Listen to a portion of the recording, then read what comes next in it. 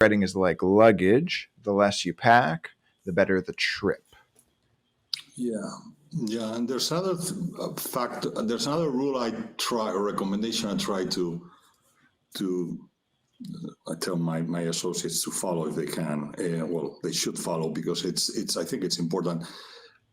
Contracts tend to get more and more complex. I was reading a New York law government document just a few minutes ago, and it was amazingly complex. And that's it's going. If there's a dispute, that's going to the New York courts. Okay, the Second Circuit of I don't know what thing. I mean, I never remember.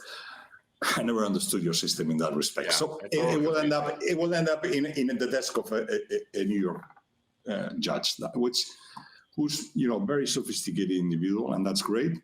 And we have really smart judges, but they are not specialized, and they're not used to seeing contracts that are 200 pages long. And that if they are hard for me to understand, I bet it's going to be even harder for them to understand because they will need to also be translated to Spanish from the English, and it's going to be a nightmare. So that's what I call the rule of the Plaza de Castilla. The rule of the Plaza de Castilla is the place where many of civil courts in Madrid are located. So I say, is this going to be understood by a judge of the Plaza de Castilla? Yes or no? If it doesn't meet that test, you should redraft and make it simpler, because why do you want to have a contract that in the event of a dispute, nobody's going to understand? Yeah. Very good advice. Yeah.